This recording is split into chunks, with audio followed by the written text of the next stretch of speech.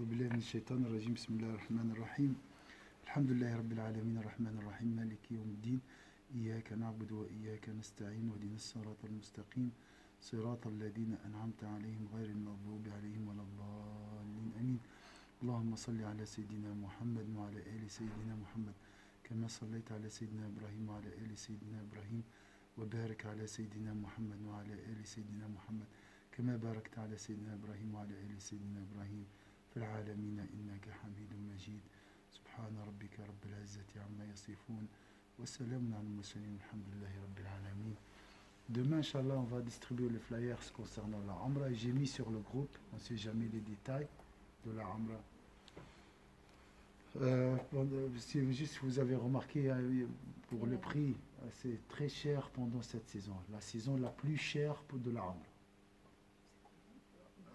Alors, c'est pas cher dans le sens, c'est toujours 1800 francs, mais avant, 850, avant, il y avait le repas de soir, le petit déjeuner. Donc, on n'a pas fait le petit déjeuner. Il n'y avait pas le repas du soir. Enfin, il y a 2 ans. Alors, oui, on a changé après. Après, on a ajouté quelque chose pour... Oui, toujours, on doit payer, mais là, c'est très cher. Pour payer le soir, il faut ajouter 300 francs. Bon, ils profitent, c'est la saison pour eux. Ils travaillent comme ça. Hein? Hein? Bon, pour le repas du soir, il est luxueux. Hein? C'est aussi... Hein? Oui, il y a beaucoup de choses. Donc, si tu multiplies 300 francs fois 10, fois 11 jours, ça fait 30 francs le repas du soir. Je sais pas pourquoi je veux pas, tu parles.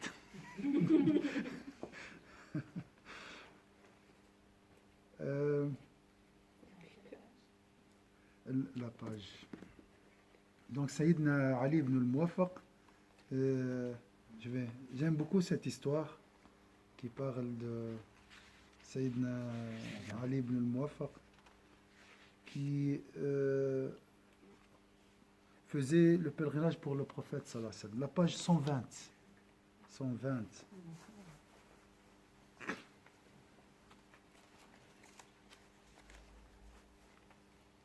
On rapporte que Sayyidina Ali ibn al-Muwafaq faisait le pèlerinage pour le prophète sallallahu alayhi wa sallam et il disait: j'ai vu l'envoyé de Dieu sallallahu alayhi wa sallam dans un songe véridique et il me dit: ô ibn al-Muwafaq, tu as fait le pèlerinage pour moi? Je dis oui. Il reprit: tu as prononcé la formule de Talbiya, me voilà consacré à toi pour moi? Je répondis oui. Il dit: à cause de cela, je te suffirai le jour de la rétribution. Je te prendrai par la main dans la station de ce jour et je te ferai entrer dans le paradis alors que les créatures seront dans l'affliction de la reddition des comptes. Voilà l'histoire de Sayyidina Ali ibn Muwafaq. On va voir aussi plus tard une autre histoire. Hajj, l'Umrah, on a dit c'est à la fin c'est la même chose, c'est la rencontre d'Allah et de son messager. وقال سيدنا الحسن: من مات عقيب رمضان أو عقيب غزو أو عقيب حج مات شهيدا. Regardez ici, Sayyidina Mujahid et d'autres savants ont dit: en vérité, quand les pèlerins s'avancent vers la Mecque, ça c'est une autre, donc il y a un décalage un peu ici. Alors je vais lire ça en arabe. وقد كان من سنة السلف رضي الله عنهم أن يشيعوا الغزاة وأن يستقبلوا الحاج ويقبلوا بين أعينهم ويسألونهم الدعاء ويبادرون ذلك قبل أن يتدنسوا بالآثام. Sayyidina Mujahid et d'autres savants ont dit: en vérité, quand les pèlerins s'avancent vers la Mecque, les anges vont à leur rencontre. Ça, c'est dans le monde invisible. Et saluent les cavaliers à dos de chameau. Pourquoi ils saluent? Assalamu alaikum. Salut, c'est dire assalamu alaikum. D'accord? Ça, c'est la question. applaudissent ceux qui montent l'âne. Applaudissent, ça veut dire quoi? Hein? Non. Applaudissez, c'est saluer avec la main. La première salutation avec juste la bouche, avec la langue. La deuxième, c'est avec la main. Ils vont saluer. Donne l'accolade à ceux qui vont à pied. Alors, pourquoi ici il y a cette différence? Ils sont plus méritoires, ceux qui vont À pied. L'effort. Celui qui n'a pas d'argent, il sacrifie, il fait de l'économie pour aller à la Umrah et se consacre, il essaie d'apprendre tout ça, il mérite. Donc, hein, il a plus de mérite et il gagne plus de proximité auprès d'Allah Azza wa Jalla.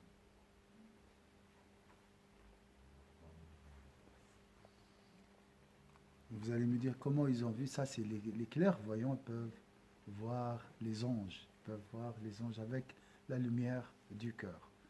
Ça, ce qu'on appelle ce qui nous échappe, ce qui nous manque, c'est la réalité de l'existence, hein, qui est cachée bien sûr.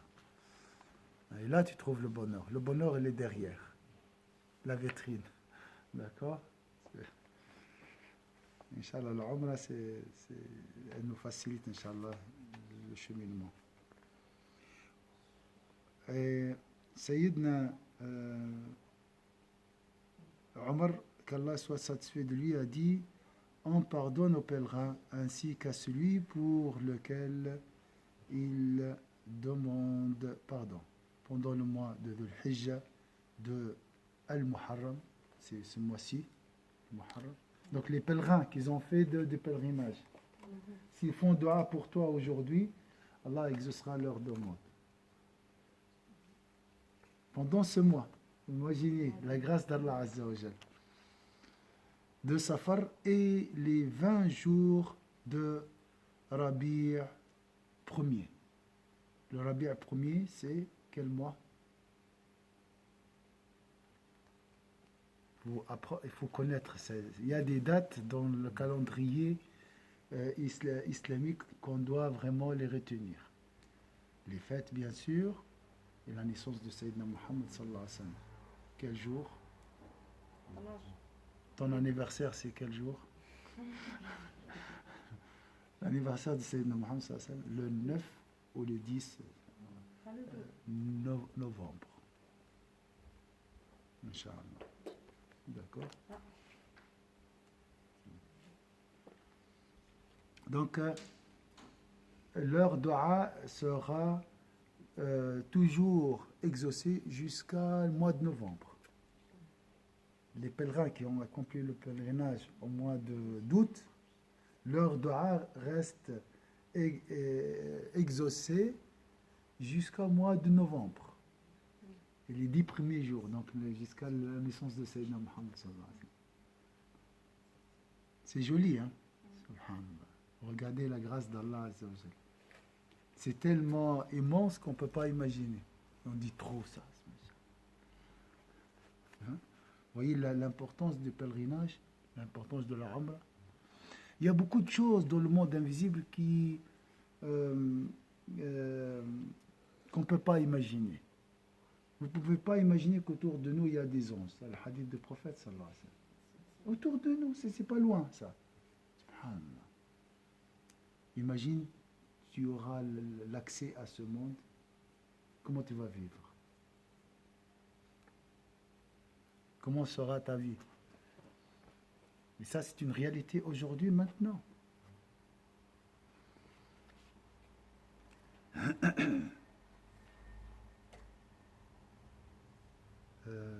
Voilà, on a parlé aussi. Donc, Sayyidina Omar, qu'Allah soit satisfait de lui, a dit: on pardonne aux pèlerins ainsi qu'à celui pour lequel il demande pardon pendant le mois de Dhul Hijjah, c'est le mois de l'Hajj, ça c'est le pèlerin. De Al-Muharram, c'est le mois Hijir, c'est le premier mois du calendrier Hijir. De Safar, le mois prochain, et les 20 jours de Rabi' al-Awwal, donc en novembre. Ça. On rapporte que les anciens, qu'Allah soit satisfait d'eux, alors qu'ils participaient à une expédition, se trouvèrent en présence de pèlerins. Ils s'approchèrent d'eux et leur demandèrent de faire pour eux des invocations. Ils s'empressèrent de le faire avant d'être essuyés par les péchés. On rapporte que les anciens, qu'Allah soit satisfait d'eux, alors qu'ils participaient à une expédition, se trouvèrent en présence des pèlerins. Ils s'approchèrent. Non. Ils s'empressèrent de le faire avant d'être suivis par les péchés. Alors, la tradition des nos anciens, qu'Allah soit satisfait d'eux, je vais traduire, parce qu'il y a une petite faute ici dans la traduction, et ils ont l'habitude de suivre les gens qui participent à une expédition, d'accord? Les suivent. Bien sûr, quand on parle expédition, on ne parle pas de cette tyrannie, ce djihad, entre guillemets, que vous entendez dans les médias. Le vrai djihad, c'est ça, c'est l'apprentissage. C'est l'effort contre nos défauts. C'est la maîtrise de soi. Alors, ça, je dois toujours le répéter quand vous entendez le mot expédition. Et avant, il y avait des expéditions pour repousser les oppresseurs et les transgresseurs.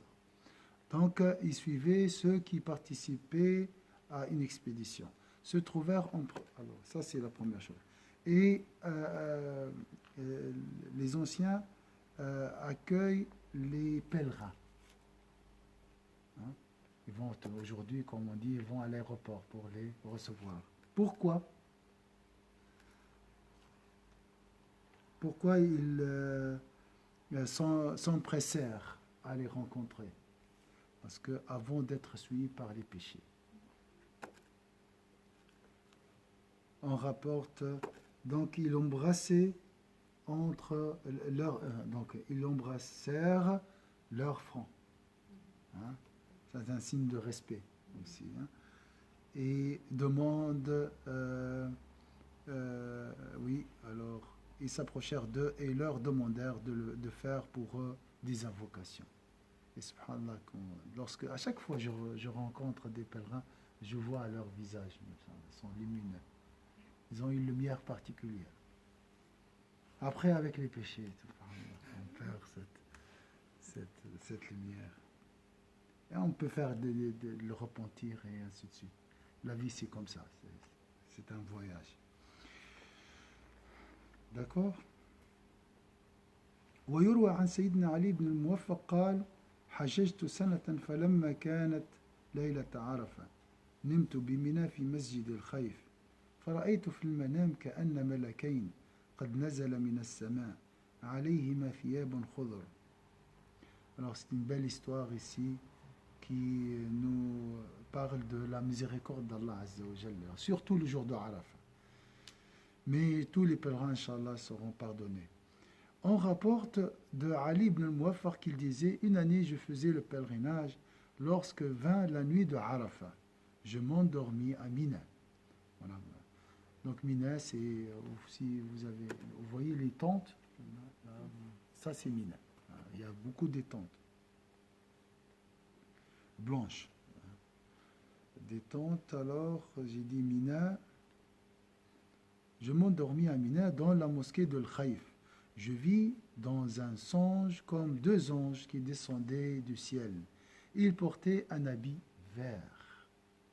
L'un d'eux appela son compagnon: ô serviteur d'Allah. L'autre répondit: labbayka, ô serviteur d'Allah. Regardez la politesse et le respect. Il demanda: sais-tu combien de pèlerins sont venus cette année à la mosquée sacrée d'Allah? Il répondit: non. Eh bien, 600 000. C'est beaucoup à l'époque. 600 000. Et sais-tu combien ont été agréés. Non, dit-il, 6 âmes. C'est grave. Hein? Alors, poursuivit-il, ils repartirent dans l'air et disparurent. C'est à ce moment que je me réveillai effrayé. Je fus bien affligé à mon cas. Je fus bien affligé et mon cas me préoccupa fort. Je me dis alors, 6 pèlerins ont été agréés, suis-je donc parmi eux? Lorsqu'après avoir défrayé depuis Arafat, je me tins auprès du sanctuaire sacré, Mash'ar al-Haram. Donc c'est une mosquée à Muzdalifa. Je me mis à réfléchir au sujet de la multitude des créatures présentes et du petit nombre qui fut agréé. D'accord? Je fus alors reporté dans mon songe. Les 2 êtres reprirent la forme sous laquelle je les avais vus. L'un d'eux interpella son compagnon et l'interrogea à nouveau. Puis il dit, sais-tu quel est le décret de notre Seigneur majestueux et exalté soit-il en cette nuit? L'autre répondit, non. Il reprit alors, à chacun des 6, il a accordé 100 000. Je me réveillai tout joyeux, sans pouvoir décrire ce qui ne peut l'être. Donc ça, c'est le pardon d'Allah Azza wa Jal. C'est pour ça qu'on a dit, si Allah accepte un pèlerin, il acceptera le reste.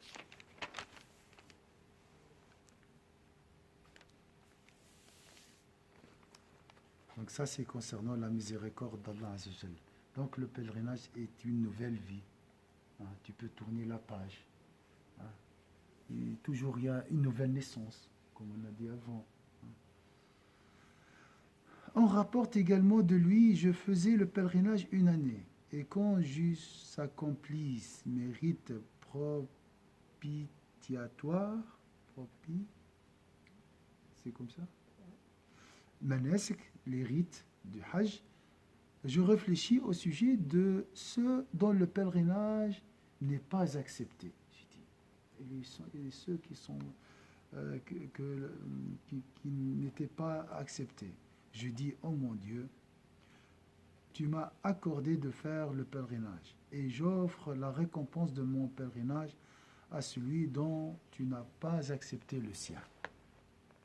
Alors j'ai vu le Seigneur de la toute possibilité, Rabbul Azza, que sa majesté soit proclamée dans un songe véridique. Il me dit, ô Ali, tu t'es montré généreux à mon égard, alors que c'est moi qui ai créé la générosité. Et ceux qui en sont qualifiés, et moi, je suis plus excellent des plus excellents, le plus libéral des libéraux, et le plus digne de générosité et de libéralité de tous les êtres du monde.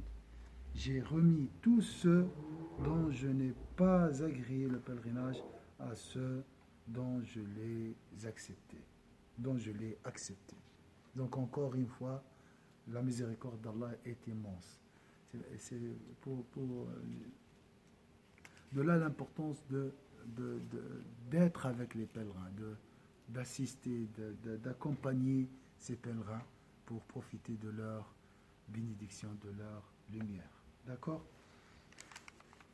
Maintenant, est-ce que vous avez une question ou quelque chose? Est-ce que tout est clair?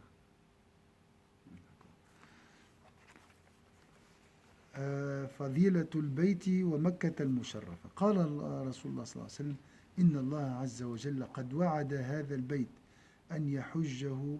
Ça, un hadith qui n'a pas de fondement, on va le laisser de côté. Le hadith suivant إن الحجر الأسود ياقوتة من يواقيت الجنة وإنه يبعث يوم القيامة له عينان ولسان ينطق به ويشهد لكل من استلمه بحق وصدق. L'excellence de la maison sacrée et de la Mecque l'illustre. Donc, Inch'Allah, vous allez mettre les pieds dans cette enceinte sacrée. Comment vous imaginez la grandeur et quels sont les mérites de cet endroit sacré.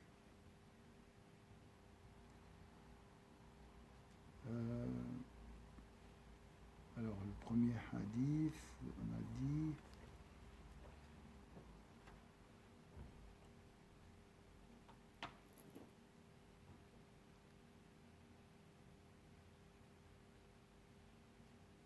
C'est juste, hein. Beit, recevez chaque chose.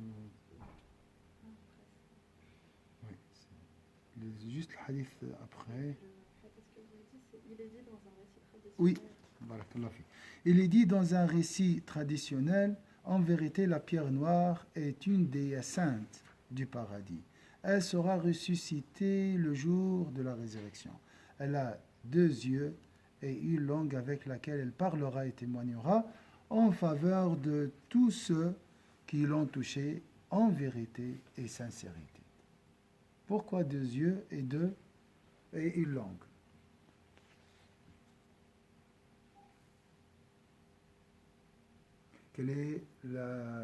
Quels sont les mérites de la pierre noire? Vous connaissez la pierre noire dans la Kaaba? Il y a un endroit qu'on appelle le coin. Il y a 4 coins. Dans un coin, on trouve la pierre noire. Alors, quelle est l'importance de cette pierre noire? Elle témoignera de la sincérité des personnes. Elle témoignera de la sincérité des pèlerins. D'accord. Pourquoi 2 yeux, les yeux?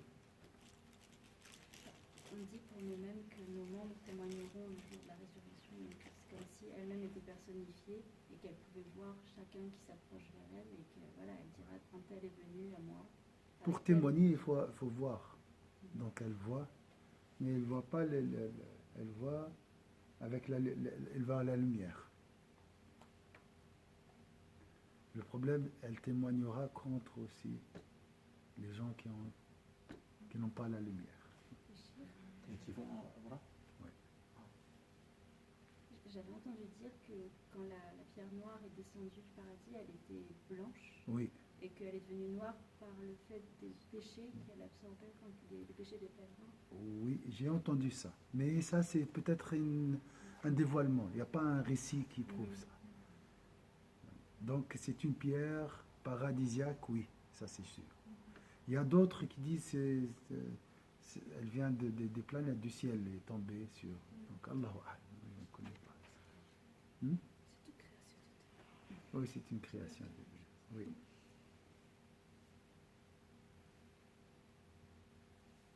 En vérité, la pierre noire est une hyacinthe du paradis. On a dit ça. وكان صلى الله عليه وسلم يقبله. Ça, c'est le plus important. Donc, pourquoi j'ai dit le plus important? Le prophète sallallahu alayhi wa sallam l'embrassait souvent et on rapporte qu'il se prosternait sur la pierre noire. Il posait le front sur la pierre noire. Alors pourquoi j'ai dit c'est l'information la plus importante ici concernant la pierre noire?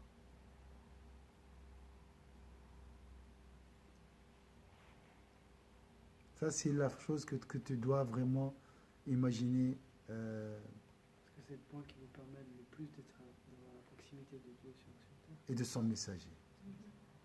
Là, tu dis, cette pierre, le prophète sallallahu alayhi wa sallam l'a touchée. L'a embrassé. Il a posé le front sur cette pierre noire. Et moi, je touche la même chose. Apparemment, les gens justement qui veulent la toucher, il y a trop de bousculades Oui. et tout. Qu'est-ce qu'il faut absolument qu'on recherche? Non. Le contraire. Il faut comprendre sa valeur. Ouais. Et avec l'intention, Inch'Allah, de loin, tu peux avoir ce lien spirituel avec la pierre noire. Des fois, même quand il y a les bousculades, c'est comme comme s'il y avait un chemin qui se frayait. Oui, ça arrive. Ça arrive à Ok. plusieurs pèlerins. Je vous ai raconté des histoires.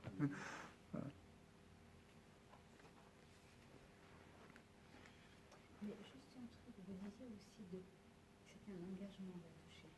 Oui, Je me souviens de ça. oui, ça c'est un engagement aussi. C'est un peu dangereux de toucher la pierre noire. Oui, voilà, je me souviens. Tu fais attention. Mais on ne peut pas avancer sans engagement. Hein. Oui, mais... Vous voyez? Non, mais j'entends bien, mais je me souviens, voilà, vous nous avez mis en garde par rapport à ça. Oui, il faut faire attention. C'est un privilège et une responsabilité. C'est-à-dire Un engagement, donc, quand tu touches quelqu'un, c'est comme si tu as conclu D'accord. un accord. Du coup, on se doit d'être sincère jusqu'à la fin. Voilà, mais vous êtes sincère. Il ne faut pas avoir peur. Il faut pas avoir peur de l'engagement. Moi, je dis quand vous avez dit Ashhadu an la ilaha illallah, ça c'est un engagement, c'est un contrat. Tu ne peux pas avancer sans contrat. Hein. On ne peut pas vivre sans contrat. Le mariage est un contrat. Il y a partout des contrats. D'accord?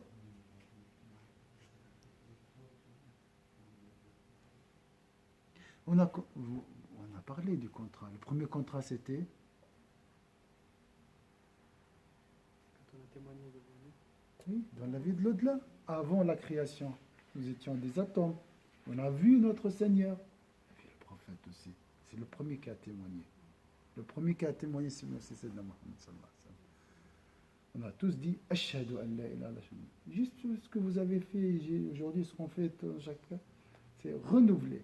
En réalité, Camille, lorsque tu touches la pierre noire, tu renouvelles le contrat le contrat, il est vraiment écrit, inscrit sur une feuille, dans le monde invisible, bien sûr, ça on ne peut pas savoir, et intégré dans la pierre noire. C'est pour ça, lorsque tu dis au début, وَوَفَاءً بِعَهْدِكَ, c'est quel ahd? Et par respect à mon engagement. Quel engagement? L'ancien engagement. Oui. Donc tu renouvelles le contrat avec Allah Azza wa Jal. C'est beau, hein? Mais si tu t'engages, Allah il s'engage aussi. Mais bien sûr.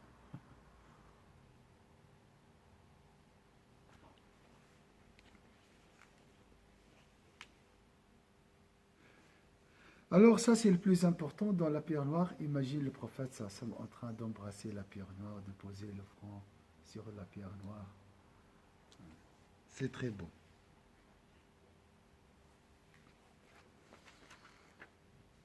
وكان يطوف صلى الله عليه وسلم على الراحلة فيضع المحجن عليه ثم يقبل طرف المحجن عصا يحطه يقبلها الرسول صلى الله عليه وسلم لأنه على الراحلة لأنه على الدابة يعني. Donc ici le prophète sallallahu alayhi wa sallam l'embrassait souvent et on rapporte qu'il se prosternait sur la pierre noire, pas près d'elle, sur la pierre noire, et faisait les tourner sur sa monture, plaçait son bâton fourchu sur la pierre, puis baisait le bout du bâton. Tout ça, c'est à imaginer autour de la pierre noire. Sayyidina Omar, qu'Allah soit satisfait de lui, en fit autant et dit: en vérité, je sais que tu es une pierre qui ne porte ni préjudice ni utilité. Si je n'avais vu le prophète sallallahu alayhi wa sallam t'embrasser, je ne l'aurais pas fait. Puis il pleura, au point qu'il fut secoué de sanglots. Il se retourna et vit Sayyidina Ali. Qu'Allah ennoblisse sa face et soit satisfait de lui. Il lui dit: ô père de Hassan, ici on répand les larmes et les demandes sont exaucées. Ça aussi, c'est une chose. C'est une pierre purificatrice. Elle purifie le cœur. Mais tout ça, c'est avec la conception. Tu n'as pas besoin de pousser les gens avec ton cœur, avec ton intention. D'accord? Avec le cœur, Inch'Allah, tu arriveras à puiser la spiritualité de cette pierre, la lumière de cette pierre. Tu n'as pas besoin de faire des péchés. Or, de Hassan, Sayyidina Ali, qu'Allah soit satisfait de lui, dit: Ô commandeur des croyants, cependant cette pierre peut nuire et être de profit. Il répondit: et comment? Sayyidina Ali dit: Allah qu'il soit exalté, quand il fut le pacte d'alliance, al-mithaq. Ça, c'est, vous pouvez voir ça dans le verset, je crois, 134, sourate Al-A'raf 7. Je crois, sourate 7. Hein? C'est marqué? Ah. Alors, 172. Ah. Alhamdulillah. Avec ceux de la postérité d'Adam. Dans le Coran, sourate Al-A'raf, verset 172, c'est un verset qui est très très important. L'image la plus qui nous rapproche vraiment, qui nous rapproche plus de ce pacte, c'est Arafat. Là, il y a 3 millions qui témoignent tous, Ashhadu an la ilaha illallah, qui demandent tous en même temps Allah Azza wa Jal. Ça, c'est l'image vraiment qui peut nous décrire un peu, nous aide à imaginer le jour de l'mithaq, de l'engagement. Il y a Arafat, il y a le Ma'rifa aussi. Il y a l'Araf aussi, c'est pas par hasard. Araf, ça vient de Arafa. Le mot Araf, ça vient de connaissance. Donc ce qui nous échappe, c'est quoi? C'est la connaissance d'Allah Azza wa Jal. Et là-bas, tu es chez lui. Parce que la Kaaba, c'est quoi? C'est la maison d'Allah. Pour connaître quelqu'un, il faut aller chez lui. Donc, hein? Et pour connaître Sayyidina Muhammad, il faut aller chez lui. Et là-bas aussi, le Hujurat. On ne dit pas la tombe du prophète. Ça, on ne dit pas ça. On dit les chambres du prophète. Parce qu'il est vivant. Il est avec nous. Partout. D'accord?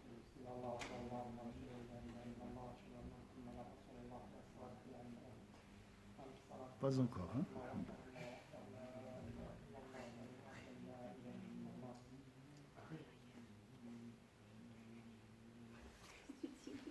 Deuxième jama'a.